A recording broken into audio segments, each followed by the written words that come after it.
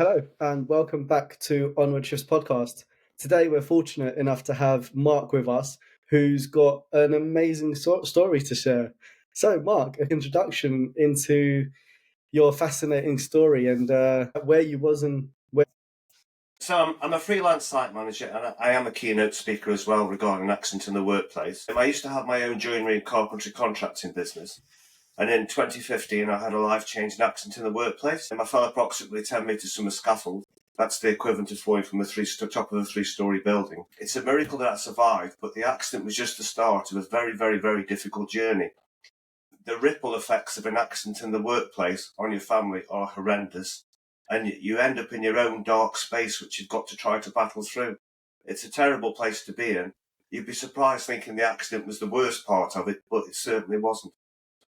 So, where you say you fell from such a height, how do you fall from such a height? Like, was it a human error? Was it an accident? Like, what actually happened there? But what happened was I was working on a scaffold fitting fascia board. The Okay. weather was overcast. The roofers were working on top of a roof. The weather started to change. It started to slightly rain, so the roofers went for an early breakfast. But I carried on working because obviously my work wasn't affected by the weather as such. But the rain became more persistent. So I decided to do some work on the ground floor level. As I went to exit the scaffold, the next thing I remember was my father-in-law crouching over me. But I don't work with my father-in-law, and my father-in-law died the year before. Oh, He what? said to me, "You can't go, Mark. You've got to look after Debbie and the children." Debbie being my wife and my 5 children, Harriet, Georgina, Harvey, Millie and Pip. As I said, he died the previous year. At that point, I became aware of people around me and my clothes being cut off. And this was approximately an hour after I had fallen. It was the paramedics attending to me. And what had happened was, as I went to exit the scaffold, I stepped on the ladders. Unbeknown to me, the ladders weren't secured to the scaffold, and the ground that the ladders sat on was a balcony area with raised disc tiles for extra grip. But you couldn't see the pattern because the whole area is covered in lichen, which is an organic substance that's incredibly slippy when wet. In fact, I did not know. So what happened was, as I went to step on the ladders, my body partially cartwheel, I fell about 4.5 metres onto the balcony handrail. I then fell just over a metre onto the edge of a flat roof, and then I fell another 3.5 metres onto the concrete ground head first. I ended up with 50. Walking? How are you still alive? How are you still here? Like, Well, that's an absolute miracle. the police thought I was going to die, but what happened afterwards, which is the worst part of it. So my accident was witnessed by a dental technician whose premises was some 8 metres away from the scaffold access point. They quickly told their colleague what had happened, and then they went to site to tell site what had happened. And the site supervisor went to the balcony area where the ladders were, could see the ladders had slipped, decided to push the ladders back up, decided to secure the ladders. Why? We'd also had a problem with the scaffold height being the wrong height to fit the soffit board. So we had to remove scaffold boards to access the soffit, so that was working unsafe. And he put all the scaffold board back. And basically what he was trying to do was trying to cover up anything that could be blamed upon him, which is a terrible thing to do because it makes you feel worthless. You're lying on the ground in a mess, unaware of what's going on. And in the meantime, people are behind the scenes trying to cover things up. So this was actually happening while you were still on site? Yeah, so basically what happened was, as I said, the dental technician who witnessed it, he told the site supervisor, "I'm lying on the ground being attended to by the paramedics." He's gone on to fix the ladders, put all the scaffold boards back, etc. He's then phoned his boss. His boss has then sent some people to site, and they're starting to alter the paperwork. The police, on hearing of my accident and turning up at the scene, called detectives to the accident because they believed I was going to die. They went to the balcony area where the ladders had slipped, cordoned the balcony area off. They asked who was in charge. The site supervisor said he was in charge. They asked what had happened. He says, "Don't know, mate. I think he must have fallen off the ladders." But they could see the skid marks the ladders had made when they'd slipped. They took photographs of this. They asked the site supervisor some more questions, and he said, "Okay, fair enough. I've pushed the ladders back up and have secured them." And he was subsequently arrested. So it's horrendous when you think about it, because I mean, you do expect people that know you, that your mates as such, will be honest if you have an accident, because I could quite easily have died. Nobody would have known what happened. It would have just been blamed on me falling off the ladders. and my family would have been left in an even bigger mess. Frightening, really. That's not just frightening, that's terrifying. These are people I always say when you go work on a construction site, it's not just the fact you're going to work with your colleagues. You do make friendships there very quickly, don't you? Because you need each other to support each other's job, like to support each other and get the job going. And it's just like, these are people you spend day in, day out with. To think that they will just cover it up at the click of their fingers. I suppose the It's problem mind blowing. it's the pressure that they put on, because you often find especially with site supervisors, they're not really focusing on health and safety as such as though they should be. They're focusing on productivity because they've got to get the job done. Regardless of the weather, regardless of the conditions, they've got to get the job done. And sometimes they may shift away from the RAMs, and no one's criticising them from doing that. But the problem is they suddenly think, oh no, I haven't done this. Panic, think I can end up in prison here. This could be seriously, in a serious situation. So they do things. I'm not knocking the person for doing what he did. The contracts manager, I've known the contracts manager for over 30 years. But for him to start lying as well to the HSE about what had happened, that's when it makes you feel worthless. And when you feel worthless, that's when you can end up in a dark place. Because although what happened at the accident, when I went to the hospital, initially, because I was in such a mess, they were going to operate on me and rebuild my rib cage. But within a few days, they changed their mind to not to operate on me. And they were just trying to get me off this machine that self-administered morphine. It's like a drip thing. To try to stop the pain. They made several attempts, all of which failed, but they still sent me home. And the question is, did they send me home to die?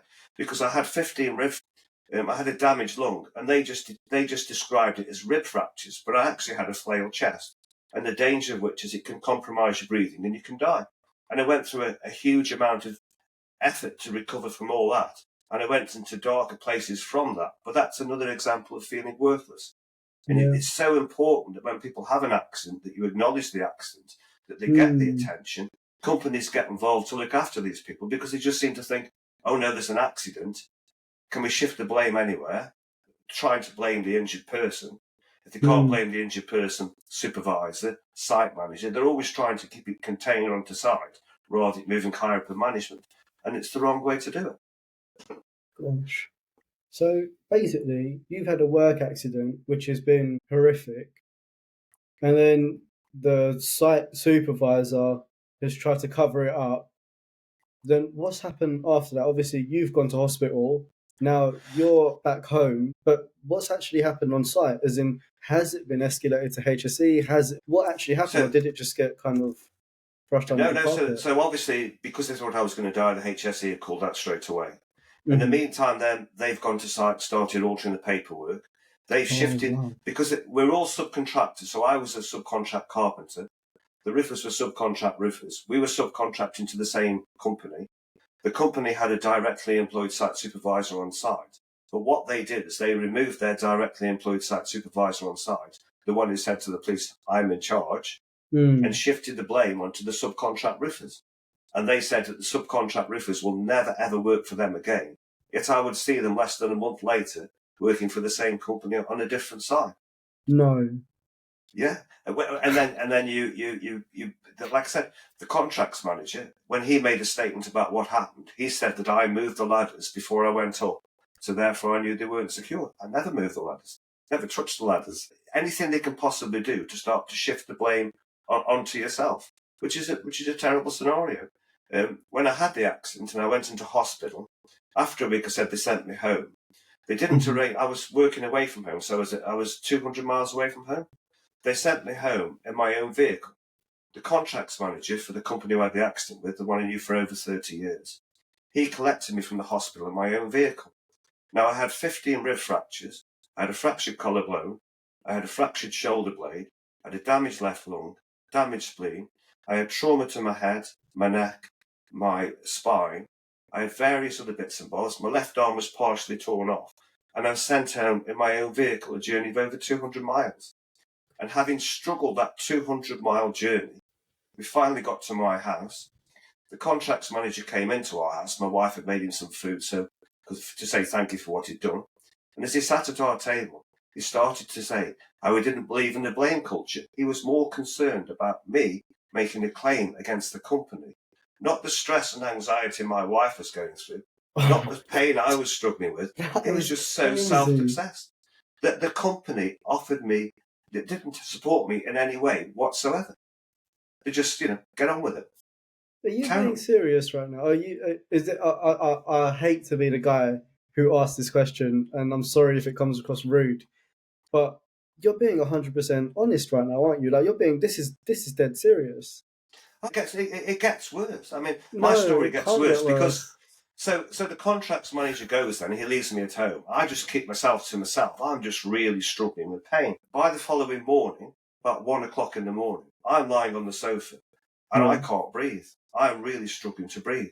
So I said to my wife, you need to phone the doctor. So she phones the doctor. The emergency doctor comes out. He's absolutely gobsmacked at what he sees. I'm pale. I'm grey. I'm struggling to breathe. I've got poor oxygen levels. He can't believe the painkiller I've been sent home with is totally insufficient. He gives me more painkillers to try to help me to breathe better and says to my wife, should I deteriorate even in the slightest, to ring him straight away. So my wife's even full of more anxiety. So then I battle through that day, and then the following morning, I go upstairs to my wife, wake my wife up and say, I'm struggling to breathe. I can't breathe. She gets up to phone the emergency services, obviously panicking. She sees I've opened up every single window and every door in the house trying to get air to breathe and calls the emergency services out. The emergency services come back and they say, they can see I'm struggling to breathe. They ring up the hospital and the hospital say, oh, I'll leave him there, see what happens. So over the next 10 days, I keep having bouts where I'm struggling to breathe. Wait. Sorry, Mark. Sorry, wait, hold on. You're telling me right now, right, that you're in this excruciating pain and the hospital have said just stay at home? Yeah, leave him there, stay at home, we don't want him. And I'm guessing what must have happened was that the first hospital I was at, which was at the forefront of blunt thoracic trauma, that's a blunt impact to your chest, who developed this rib construction, which helps to stop people suffering in the future, can relieve a lifetime of pain. I'm guessing they decided, because I wasn't really their concern as such, to send me back to the area I came from. I'm guessing they actually phoned the hospital up in Shrewsbury and said, will you take this patient? And I'm guessing they said no. So I was sent home, and then they're obviously expecting things to happen, and the Shrewsbury hospital didn't want me. After 10 days, the hospital said, bring him in, and I was admitted to Shrewsbury Hospital. 10 days? Yes, I spent a few days in there. I was still suffering. More issues were found. Then I was sent home. And I still didn't really understand until probably 3 months later when someone said, you've got a flail chest. That's why you're struggling to breathe. Because your rib cage goes in the opposing direction to your lung. This just doesn't sound real. This doesn't sound real. Like, listening to this, it does not sound real. This sounds like it's gone from bad to terrible to, oh my God, to how the hell has this happened? Like, this is such a bad one step after another. It's just bad. Well, when I was in the first hospital and they wanted to send me home, so they discharged me after 7 days. And at the day of my discharge, they had a meeting about sending me home. And my head trauma was brought up. And my head trauma was never really investigated. And they were concerned that some of the members of staff were concerned that I might have suffered brain damage. So that was brought up in this meeting. And they said, what we'll do, in his discharge notice, we'll enter head trauma. We'll also tell him that should he experience any headaches, should he experience memory loss, or should he experience dizziness, he needs to go to the accident unit straight away. Now, if you look at my hospital notes, all the time I'm in hospital, I'm saying, I've got a really bad headache. I'm constantly complaining about my headache, but nobody even looks. But even worse than that, this meeting was held at 12:40, but my discharge letter was printed at 12:20. So none of that information ever went to my letter, and I was never given that information. Oh my God. So they, before even having the meeting, they had made the decision anyway. I was going home. I remember the nurse that gave me the pain meds. She gave me a discharge letter to my doctor. There was no follow-up appointment. There was no follow-up treatment. The look of concern on her face and the insufficient pain medication. It's like she knew something that I didn't know. And that's why I always thought, were they sending me home to die? Were they just thinking like, well, he's old? I mean, I was 52 at the time of the accident. Were they thinking he's going to struggle to recover from all that? He's got too many injuries. We'll just send him back home. Bob's your uncle. Somehow I survived. Mate, that's unbelievable. What a journey. What a start to a podcast. God blimey. I did not expect this at all. Honestly, that is completely bonkers. Like, I think you've used the word worthless quite a lot in the first 15 minutes of this. From going through that, why do you feel worthless? Is it because you felt like So people just weren't taking you seriously, or what was it? you get a feel of worthlessness because of what's happened in that part I've just told you. So then I came back out of the second hospital. Yeah. And I came back home. Now, remember the words that my father-in-law said to me, I've got to look after my family, basically. Yeah. It's my job to look after my family. So I thought to myself, I need to go back to work. I went back to work, and less than a month from the accident, I haven't recovered. My brain doesn't understand I haven't recovered. My wife, my mother are begging with me not to go back to work. And I'm saying, well, the doctors have sent me home. No one's told me I've got any problems. I keep going back to the doctor saying, I've got this issue. And I Google it, and it's kind of saying, that's really serious. And the doctor saying, oh, you'll be all right. I will send you for a scan in a few weeks or a few months or whatever. So nobody's paying any attention to me. So, I must be fine. I must just be overactive. All I need to do is just work the pain off and go back to work. So I used to go to work. I used to start the morning off at around about 5:30 in the morning because I was working a couple of hours where I lived. I used to chuck a load of morphine down my neck and be completely off my face, travelling at speed down the motorway, not a clue what's going on. I used to get to site, take further pain medication, just to try to work. I'd work a couple of hours. I was working at heights of up to 3 metres, but I had dislodged crystals in both ears which hadn't been recognised. So that meant if I tilted my head back, I'd lose my balance, the whole thing would go spinning. But I didn't realise the danger of any of that, didn't understand any of that. So I'd work a couple of hours, then the nerve pain would get so bad, I couldn't carry on working, so I'd have to make my way home. But the nerve pain would create terrible tinnitus, and the tinnitus would get so bad, all I'd want to do is to smash my head in to try to stop the noise. And the pain was literally like having daggers pushed between every single rib, and having the dagger slowly twisted and ripping things apart. So by the time I got home, I was in so much pain. All I would do is just chuck a load of morphine down my neck, chuck a load of alcohol, and lock myself away and completely shut myself off from everybody. And I continually did that for the next, I think it was 2 or 3 months. I worked all the way through Christmas trying to get the work I was committed to do, trying to earn money to keep the family afloat. And then I think about the second week of January, when I finished all that work, as I went home that last day, everything must have just piled on top of me. I heard a song on the radio, and I recognised the song, so I turned the volume up, and I started to sing to this song. But the singing turned to shouting, and then the shouting turned to screaming, and the screaming turned to sobbing. Sobbing turned to bawling. I was having a breakdown, and I couldn't share it with anyone apart from my wife. That's when you start to feel worthless. That's when you start to feel you get yourself into a really, really dark place. God, that's a lot. That's quite intense, actually. Can't imagine what that feels like to be under that much pressure. When I was working, like I say, I had to work because I had to earn money. Because most people self-employed don't think ahead, don't think I need to put a load of money on side for when I have my life-changing accident. You just don't think that, It just happens. So I had to work. And when I was working for the same company who I had an accident with. And that one of the sites I was on, they had a site induction. And this site induction was carried out by their external health and safety consultants. It was partially because of my accident. This is why they did it. And they started off the site induction by saying, has anybody had an accident in the workplace? And of course, I'm going to say, I have. I'm sitting there broken. I've had an accident. And they said what had happened. So as I started to tell them what had happened, they realised that I was the person who'd had an accident with the company. And they quickly tried to shut me down. They tried to brush the whole thing under the carpet. They made me feel so insignificant. There I was, struggling, and people were just making out, well, it's nothing, what's your problem? It's not even the fact you're struggling, it's the fact you had the courage to go, yeah, that's me who's had that accident in a workplace, and you've just been shut down. I just like all of this. It sounds so It sounds like something that would have happened like 50, 60, 70 years ago, but this didn't happen that long ago, did it? This must have happened. How long ago did This this happened happen? in 2015. I think the It's not problem even long, was 10 years. is this. I just tried to crack on. I just tried to carry on, tried to move on.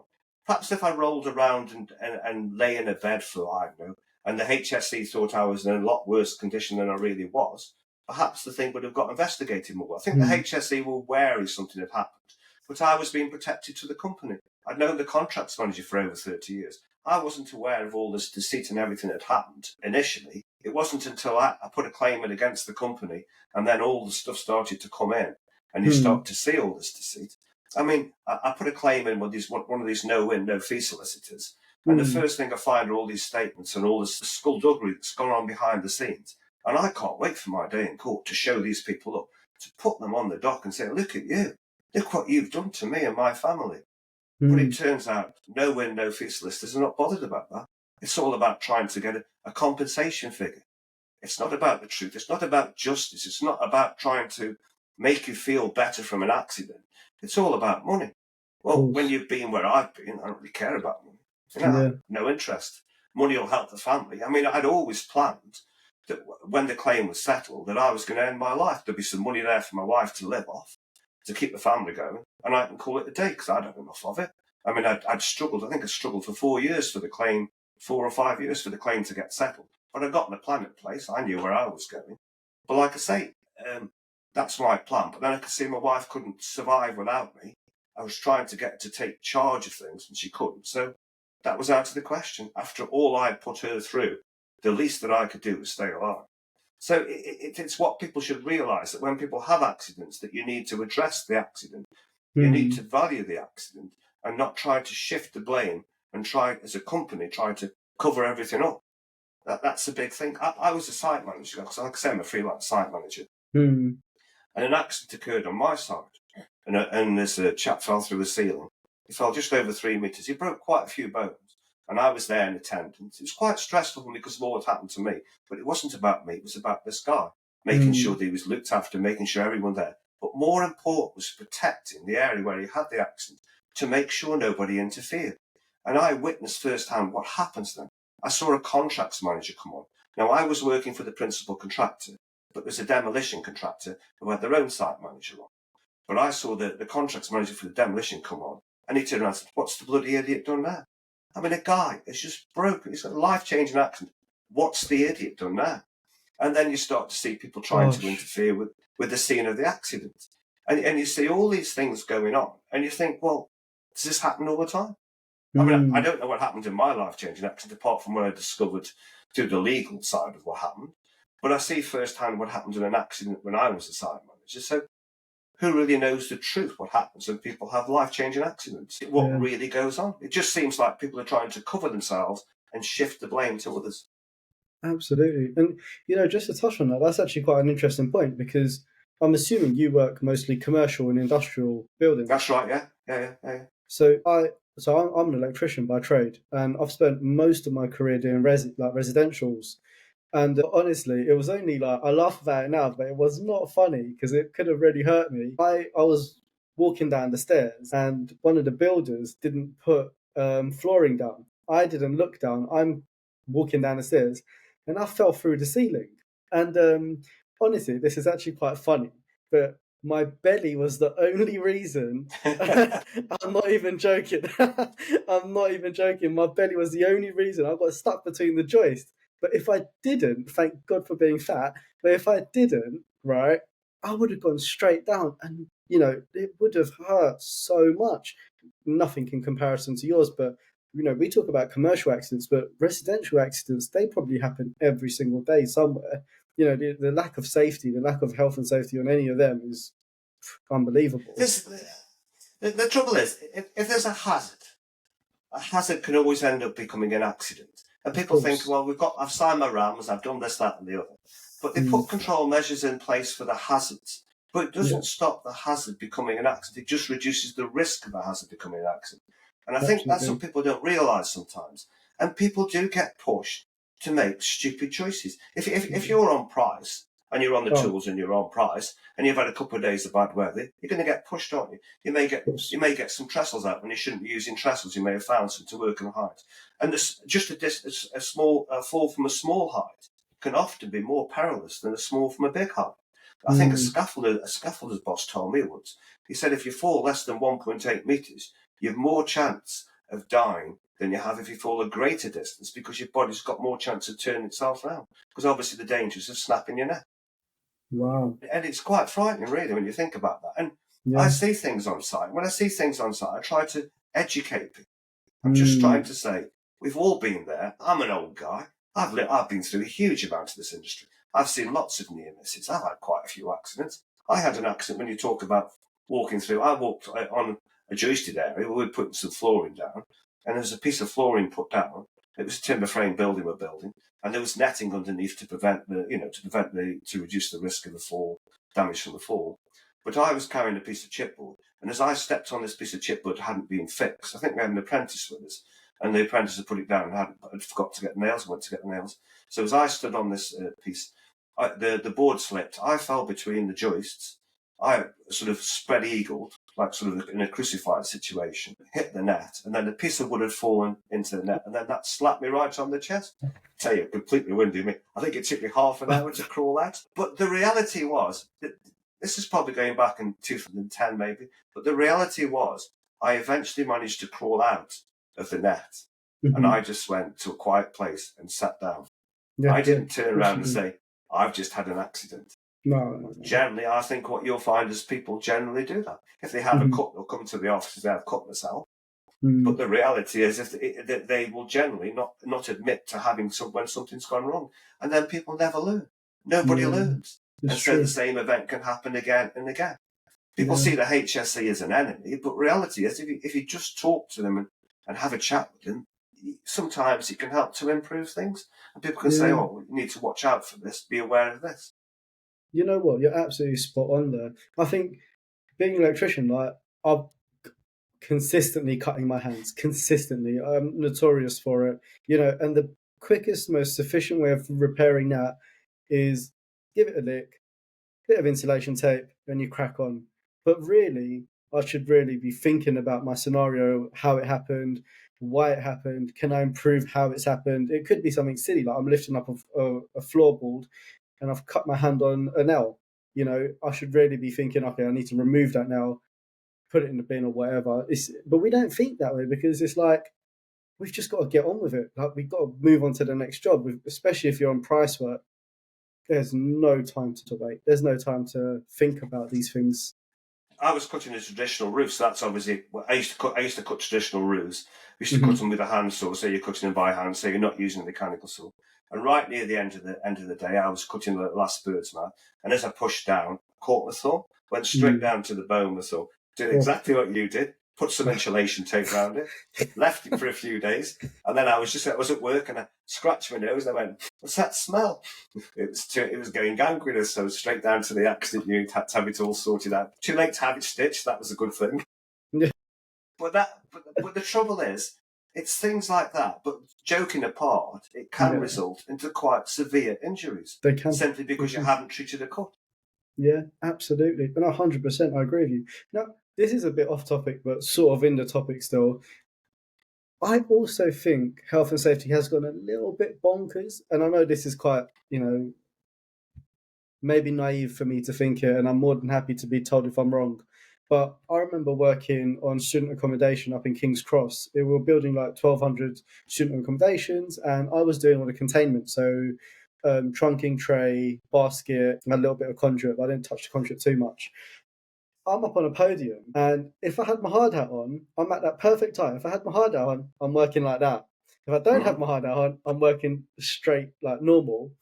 But I actually got yellow carded by one of the health and safety people walking around. And for those who don't know what yellow carding is, basically on a construction site, if you're a bit naughty, you get a yellow card. If you get 2 yellow cards, you get a red card and you go home. You basically get sent off site. When I got a yellow card, and I was trying to explain to the guy, I was like, but if I continue to work like this, it's going to do my neck in.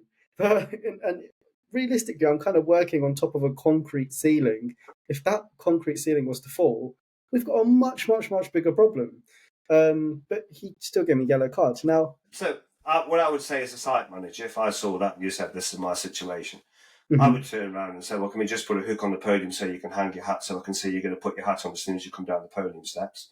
that I would seems then say, reasonable. is that okay? I'd then go back to your boss and say, can you add that to your RAMs? Having run that through the health and safety first and saying he is going to put his hat on as soon as he comes off the stairs, his hat's there all the time. Because the danger is when you start to have these areas where you say Yeah. you can wear your hat, you don't wear your hat, you get a lot of second fix. Plasters are another one. I mean, how stupid for a plaster in the ceiling with a hard hat on? I mean, it's ridiculous, isn't it? So I always think you just need to look at the situation and to address it. My big thing with health and safety is to get people to understand what hazards are, to be able to identify the That's hazards, interesting. and to ensure control measures in place. I made a free-to-use app, shacco.org.uk, for people to do that, to show that they're reviewing their work areas, so people can understand that. So when you actually look at a site, say, oh, hazard, control measure. With electrician, I'll put my tools down in this walkway. It's a trip hazard.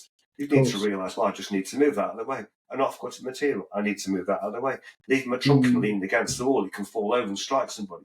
All these simple little things.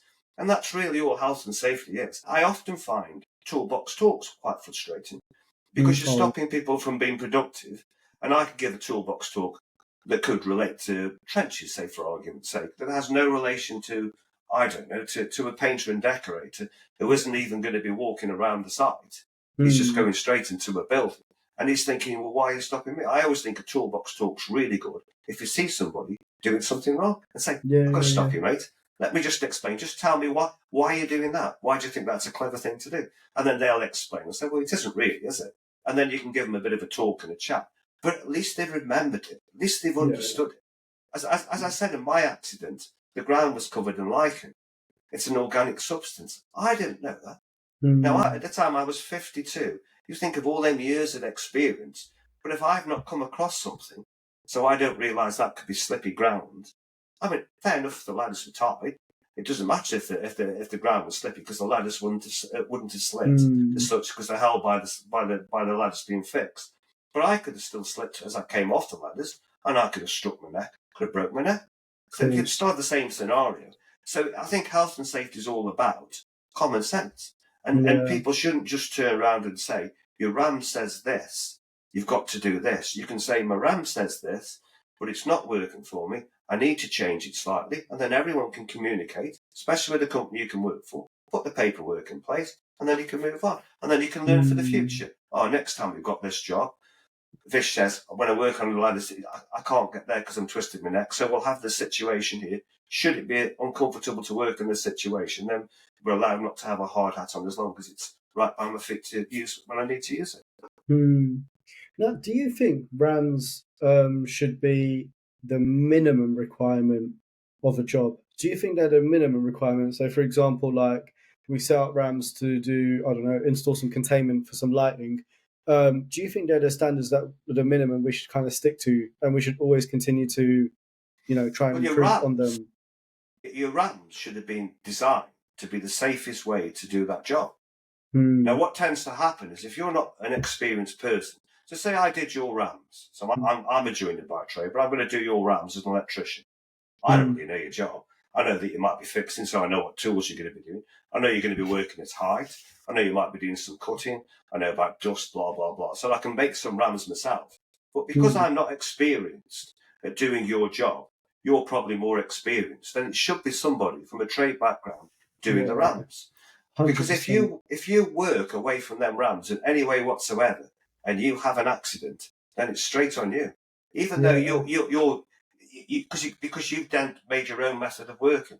What people don't realise is when they sign the RAMs in the site induction, is they're saying they've agreed to the RAMs, they've understood the RAMs. Yeah. And then if they don't work to those RAMs, they don't understand then that they'll be at fault. They won't be 100% at fault because at the end of the day, the site manager is supposed to ensure it's a safe site. But they'll be proportionally to blame. And that's what's important. I used to work as a freelance site manager for weights. And we used to have to interview the site supervisor for the trade on their RAMs. And if they failed, we used to have to send everybody home from that company. And we'd have to bring a new supervisor the following day. Well, that supervisor would have had to redo his RAMs to understand them. And then we'd interview again. Wow. That's what Waits thought about rams. That's how important they thought they were. But this is another interesting point, right? With rams, I found they're so generic. Oh my God, I know they shouldn't be, but honestly, I couldn't tell you how many rams I've read. And I've gone there and I'm like, this system doesn't even have that in place. Like, it doesn't even exist. It's like they're so generic. And when you're doing, like, if you've got 2 jobs a day in 2 different, commercial buildings or whatever, because I used to be a mobile electrician as well, like, you just sign them in the end. You actually lose interest in reading them because they're not job specific. They're just, I don't know, printed from somewhere. 2 things on that. So the first one is generic rams. My Mhm. accident was probably caused by generic rams. It was a big issue I raised was about generic rams. The fact that the scaffold was the wrong height, that's generic rams. Yeah, Not yeah, taking yeah. into consideration everyone's task. But a classic one to do on rams is site managers always do it. And they say, have you read your rams? And they say, yeah. Have you understood your rams? And they said, yeah. And then you say, I'll have brown sauce on mine. And they'll always say, what do you mean brown sauce?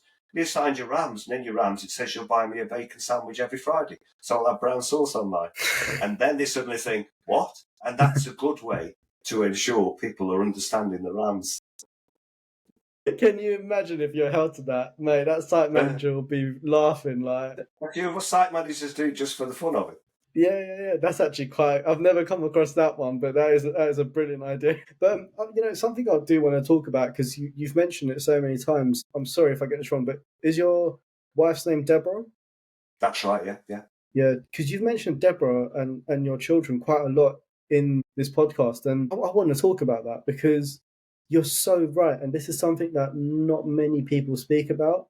It's the implications an accident has not just on you, alongside your mental health, which is the after effect of an injury, but also how difficult it is for your partner. Are you comfortable sharing that part Not of a it? problem at all. The person who suffered the most in my family was my 9-year-old daughter. She was 9 years old at the time of my accident. So when her mum first said, Dad's had an accident, she burst into tears, absolutely traumatised.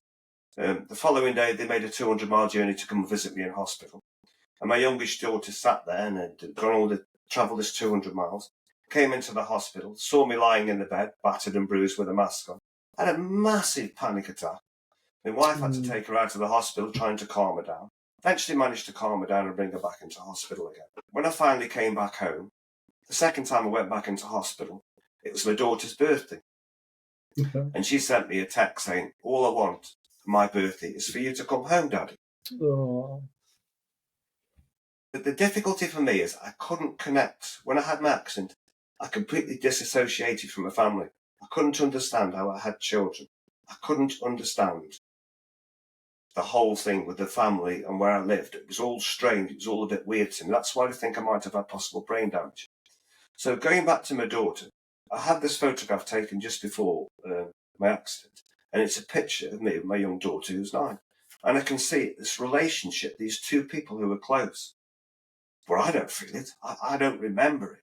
It's something Wow. we're probably just getting to the point now, just trying to rebuild now. But how traumatic that must have been for her to see somebody that she was so close to her completely sort of basically ignoring her. Every time, for the first couple of years after the accident, every time I was in the room with my youngest daughter and she would start to speak, I'd just get up and leave the room. And my daughter would say to my wife, doesn't Daddy love me anymore? But the reality was I couldn't cope with the pitch of her voice. Now you imagine all the trauma that I've caused that 9-year-old. That will be with her for the rest of her life. And I'll carry the guilt of that with me forever. And that's the consequence of an accident at work. When you make a choice, did I make a choice? I could have turned around and said the scaffold was the wrong height. I could have turned around and stopped doing what I was doing and saying this is wrong, I'm not going to carry on. I wasn't aware of the ground, as I said. I wasn't aware that the ladders weren't secured. Perhaps I should have checked the ladders are secured. It wasn't my job to check the ladders are secured in the rams, but it's still my job to check because I'm using them, and I didn't do that. But the consequence of that is my youngest daughter will suffer the trauma, and she still suffers today in various forms for the rest of her life. As she gets older, she may be able to live with it better, but that trauma will always be there, and that's the consequence of an accident at work. My wife went through hell. My wife ended up falling out with her mother because of my accident. She went to her mum to ask for support, And I don't think a mum could cope with it, really, to be honest with you. And in the end, they fell out with each other. I think her mother died a couple of years later, and they hadn't spoken. The fallout is massive. And I've just given you two extremes, and then obviously the other children, they had to suffer in their own ways. Because this big, strong bloke who can do anything, who's the leader of the house and all this, that, and the other, is a mess. I mean, for 6 months, I wasn't even really communicating with the family. I was just off my face on drugs and off my face on alcohol. I don't care. Not the slightest. So it's very difficult for them. And that's what you have to realise when you make a choice. People say, you've got one life, you make one choice. But that one choice can affect multiple lives. It can literally affect multiple lives. And this is the message when I'm on site, when I do talks. This is what I'm trying to convey, is that ripple effect. I've recently had a detached retina. I think it was 8 weeks ago. My eye was a bit funny for a few months. I went to the optician and said, my eye's a bit funny, something's not right. And next thing, I'm rushed off to the hospital for a detached retina. The following day, I had an emergency operation. I've got another week to go before I go back. But since then, I haven't been able to drive and I haven't been able to work. So my wife's had to drive me everywhere. And that's just a simple ripple effect of something going wrong. So when you've had a severe accident, a life-changing accident, it's massive. And the stress on there and the worry on there. God, that's so much. I've never thought of it like that, And I guess I'm fortunate and very lucky that I've never been in that position. But now that you've said it, I'm like, God, yeah, I've never thought about the impact it will have on your loved ones. And yeah, you're absolutely right. So I'm just kind of processing everything you've said. When I was young, I was into motorbikes. I was a bit of a terror. I used to like riding motorbikes with no helmet on. I used to ride on the roads, get chased out of the car, And it's my life. What's the problem? My life. But it isn't. Because if I had an accident and I was then dependent on people, who am I going to be dependent on? My parents. For the rest of my parents' life, they would have to look after me. That's very selfish of me. And also, I'm going to put a strain on the health service, and other people are going to be involved. And if somebody was the person who knocked me off of the car, they're going to be stressed, etc., etc., etc. And that's the reality. In a way, it is being selfish, making these choices. You're not making them as a selfish choice. But the reality is that choice does have a lot of consequences.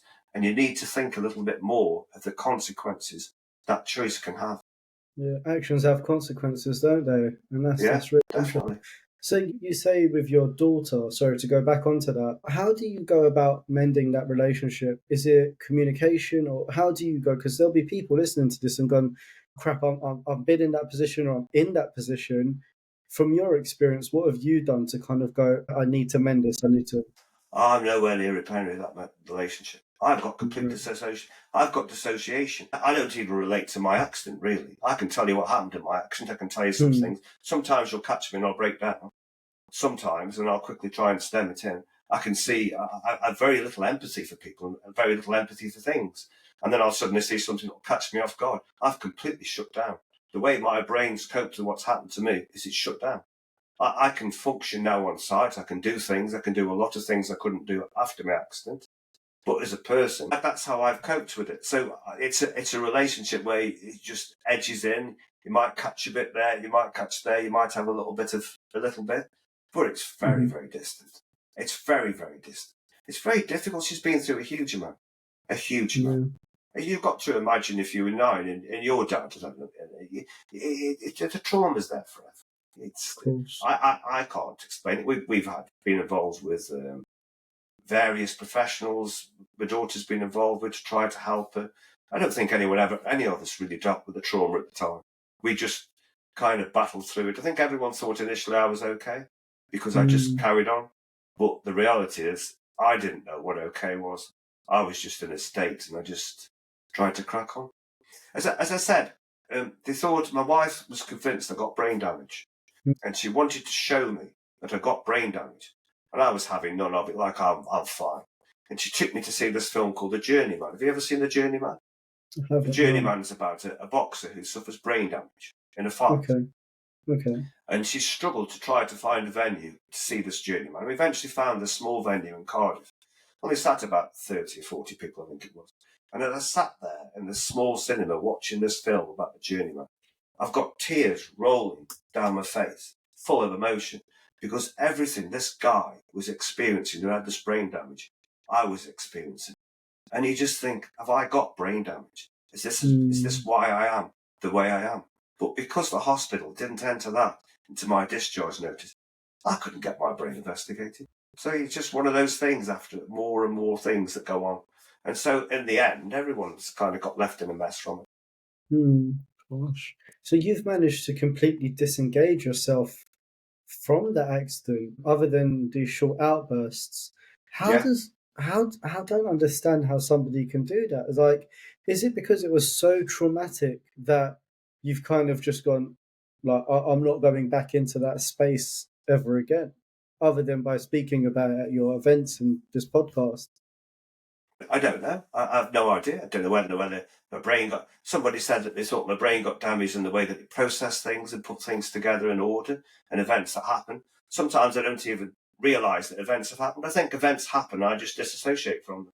I just shut off from them. I don't intentionally do it. I don't think like I'll do this. I'll think something's happened. I mean, like this podcast will happen, and probably an hour later I'll think, I wonder if that podcast did happen. Did it happen? Must have happened. Yeah, it must have happened.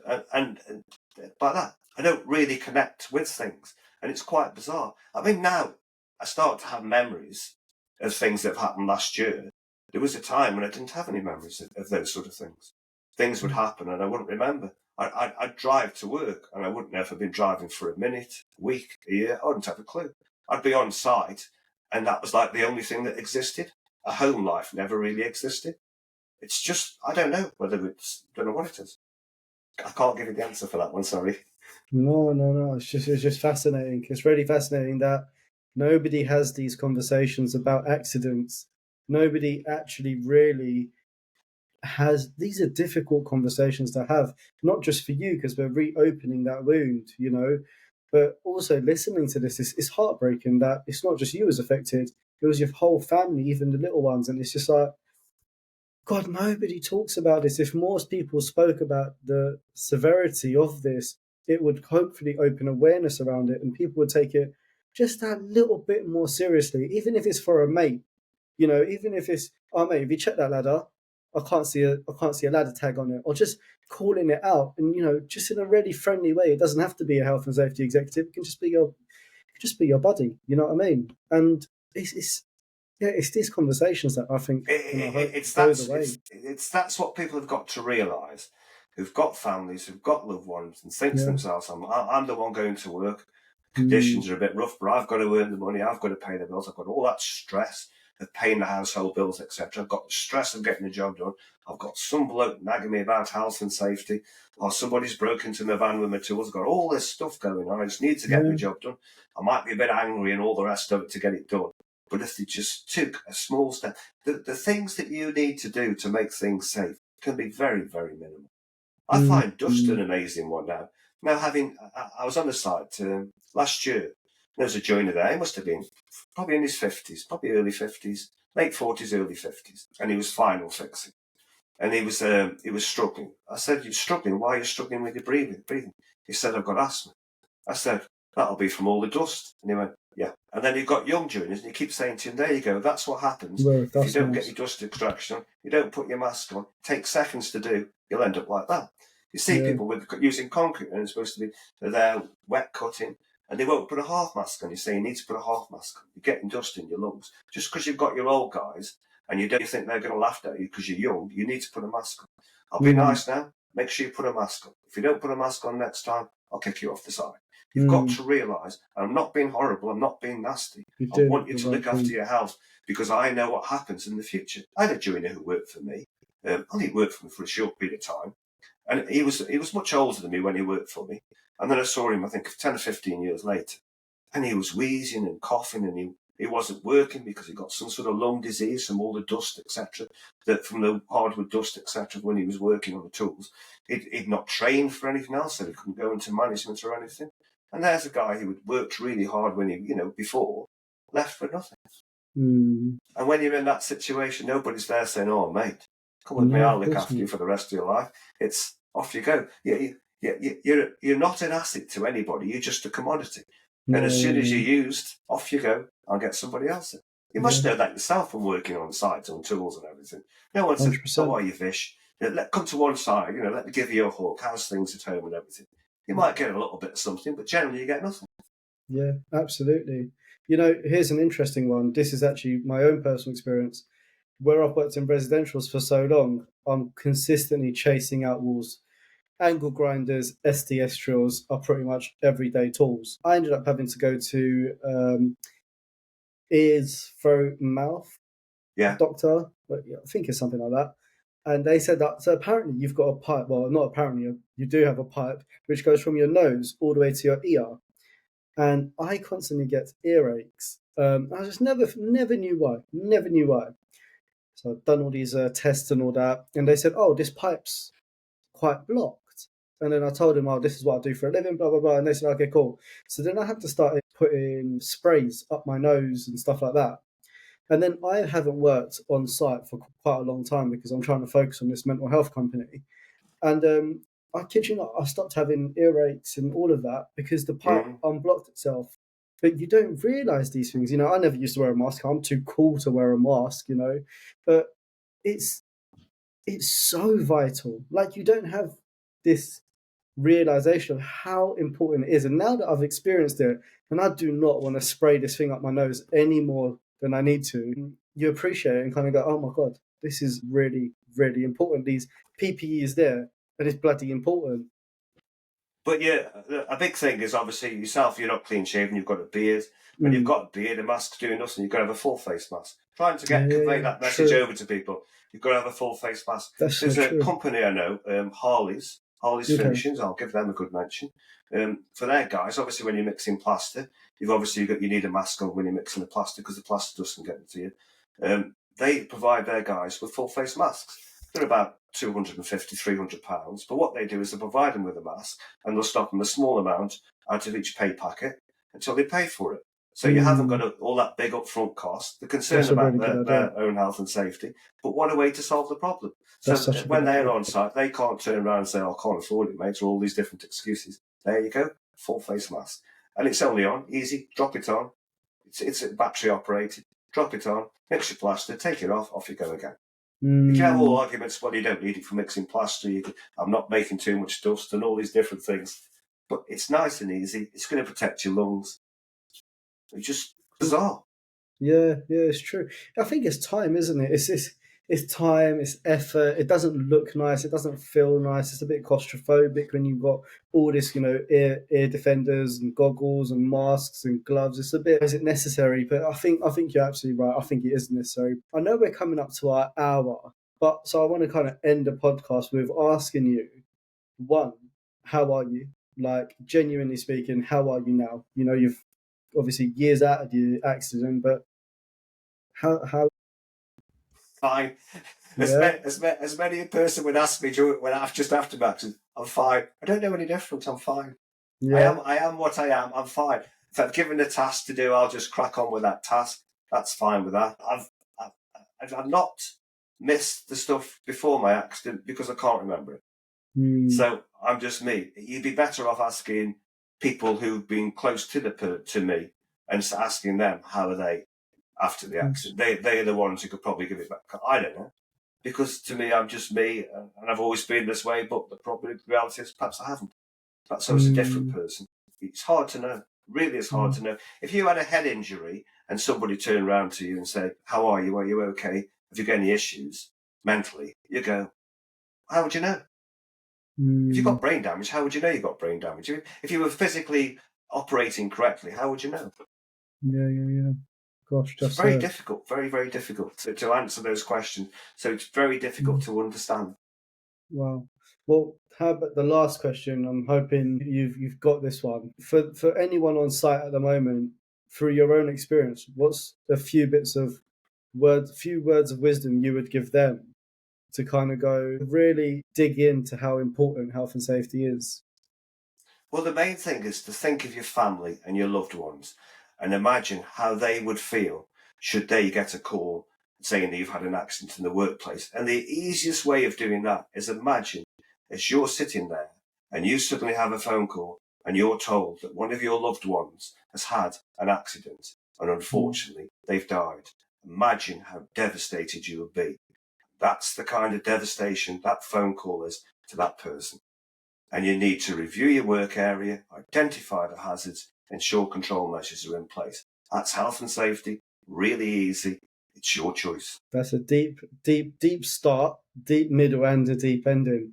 Mark, I just want to say thank you so much for coming on the show, sharing your story. And honestly, I just hope it reaches that one person that needs to hear this, because it honestly, I can't emphasize how much it means to me that you've come on the show and you've spoken. I've learned so much from you. So I just want to say, like, huge thank you. I really appreciate you taking the time out of your evening to spend an hour with me. So thank you so much. Thank you for inviting me on the show, Vish. And I'm always happy to talk to people. I'm always happy to try to get the message over, because I don't want what's happened to me and my family happening to others and their families. Amazing. Well, thank you so much, Mark. Really appreciate it. That's great. Thank you, Vish. Take care. Thank you so much. Cheers. Bye.